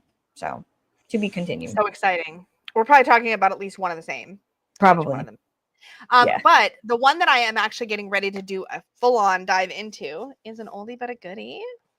Oh, I'm so excited actually to get this back out and to dig into it. I have this in the standard and the mini, and this is when Hay House cardstock didn't suck. I'm such a brat. Wait, say that again. Anyway, I'm sorry, I was answering something. I totally missed what you said. I'm sorry. You're totally fine. I was just talking about how this is when the Hay House cardstock didn't suck yet. It's actually very similar to the cardstock now, but this one just had a little bit more stability, I guess. Anyway, I am about to do a 2-month study with my members of this deck with the beautiful big expanded book. So Whoa. I am so excited to get into this because she does this thing for each card. There's like notes on the symbols. She has in here, if you have not picked this, there's a spread for every card. That's the Hermit spread. She had, I don't know if she has spreads for the minors. No, there's no spreads for the minors, but the majors there are. But she gets like into it. Like this is just one card, getting all into it, quite detailed. And even does this really cool stuff in the back. She has a symbols chart that compares every single card to the Rider-Waite-Smith and talks about cards. She has, and we're going to be using this book in our study specifically. She also has, there was something else in here. Oh yeah, there's major arcana correspondences chart in the back. This is quite detailed. It's just cannot wait. I cannot wait to get into this and to study it. So we're actually going to, for the study for this, which I'm stoked about. We were just talking about it actually during our last deck study live stream, which was yesterday for our previous one. We're going to have 2 live streams talking about this one. So we're going to have a midpoint live stream and then a wrap up live stream. How the studies go going forward, I'm not sure yet. We'll see. But we're going to try it this time and see if that makes it more engaging, because a lot of us got really like lost in our last deck study. But I'm just excited to get this back out, because for a long time, this was such a go-to reader for me, and it kind of got unseated by decks like This Might Hurt, which I do love. But looking back on that now, This Might Hurt brought more of like the Rider-Waite-Smith clone vibes, and this does have such a unique take on so many of the cards. So I'm really excited about it, actually. I am, and I had this way back when it was indie. I had an indie version a long time ago, but I had to let it go because it was too precious and I was never using it. So I bought the mass market and then rehomed the indie, the Kickstarter edition. But it did have some of these notes in the original Kickstarter book, at least a few of them I remember. Well, I remember she shared a few of those when she was in the process of creating this deck. Like I follow her, I followed the process of this. I thought I was going to want this deck. I never got it. No. One of my well, matter of fact, it was like Jacob's cousin, her husband. Well, has this deck. Yeah. And they came over one day and he was like, oh, this is the one that I got. I really love it. Like I've been sitting down with it, this, that, and the other. And I was like, oh yeah, this one is everywhere. I'm looking through it and I had it in my hands and I was like, nothing, hey? Yeah, sometimes it just doesn't connect. Just not for me. And like I enjoyed watching the process.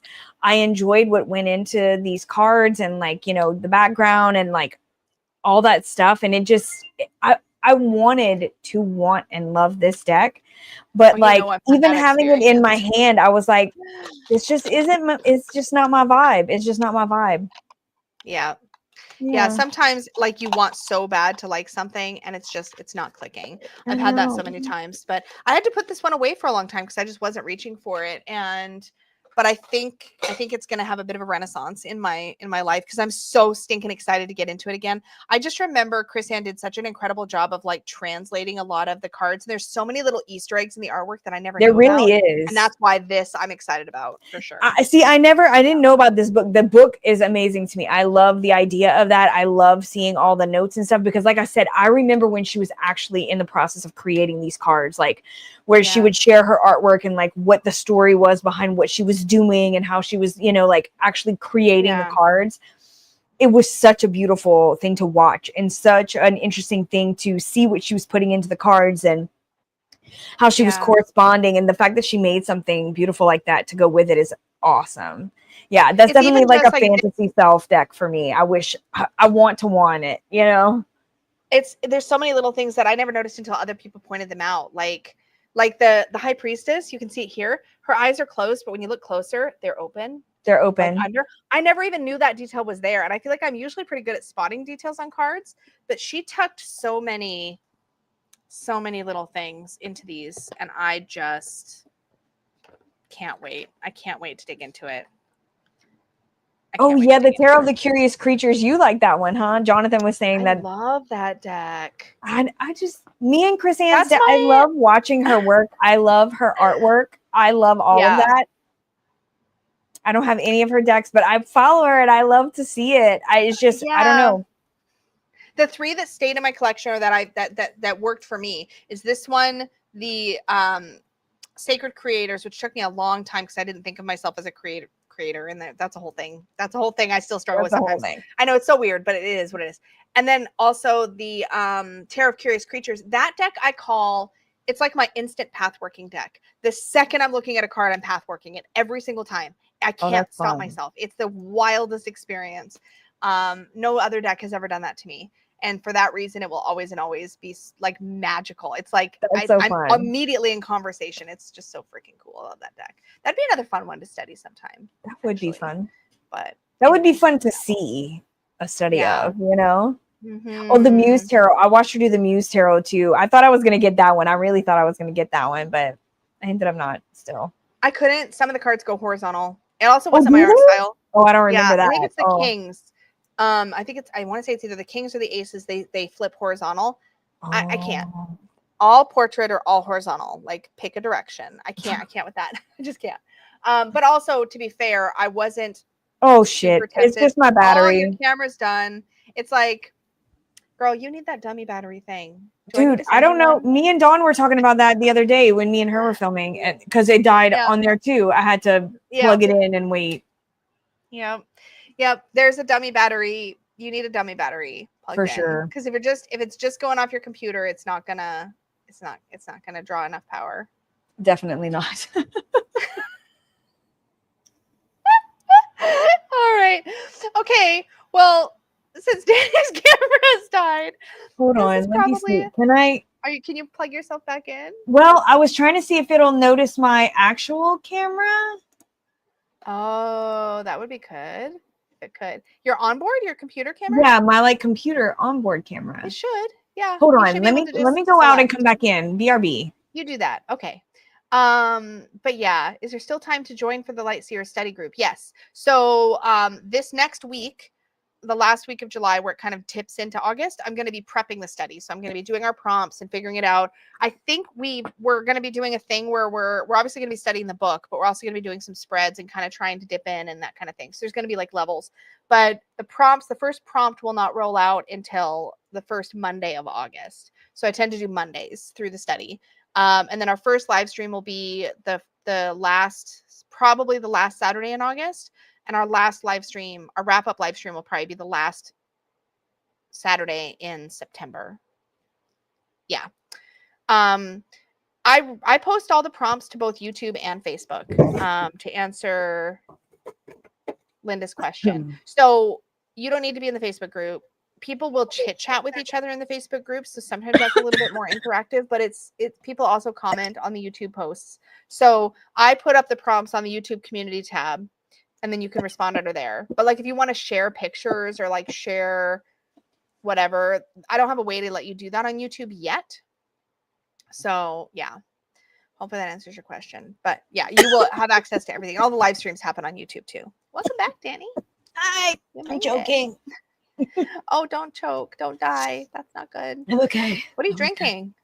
I am drinking, it's like strawberry peach water. Oh, yum. I don't know. It's one of those little packet things. Yes. Yum, yum, yum, yum, yum. But yeah. Jonathan says the random landscape cards are what keep you from reaching for the muse. Yeah. It's totally not my aesthetic. So I wasn't super tempted to begin with, but that one's the most outside the box. I mean, the Tarot of Curious Creature is pretty out the box. I do like that Chris Ann has done such a variety of things. And I really respect her tarot knowledge. But yeah, I'm excited. I'm also excited that even though this is like one of those hardbound, like nice books, it's not ginormous. Like the Deviant Moon Tarot book is. It's ginormous. It's ginormous. It's giant, but so is the one when we did a study on the honey, the honey one. Tarot? Moon. Blood Moon Tarot. Blood Moon Tarot. That book is ginormous. It's bigger than the Deviant Moon. You know what's even bigger? The Nameless one. Yeah, the nameless one. It's like this tall. It's Yes, they're this definitely coffee huge. table books, especially the Blood Moon Yeah. because it is big art pieces. Yeah. It is an art table. Yeah. It's a coffee table book. Yeah. They're This is they're this is more beautiful. manageable. They're beautiful. Yeah. You know what deck I do love that reminds me of the Curious Creatures, but it's like more my aesthetic is that Yes, I do. rewilding oracle. Oh. Do you know that one? Wow. I know It's the from name. Show me. Wiser. We saw it on Hot Takes together. Did you Yeah, get it? yeah. Oh yeah, that's definitely more your aesthetic. This is definitely more my aesthetic. It's kind of like the vintage, Yeah. Vintage wisdom that have like Yeah. the old photos. Very like, what is it, Tom Holtz kind of vibes. Yeah. That's a whole mood. That's a for mood. sure. Yeah. It's less of that like saccharine kind of super bright.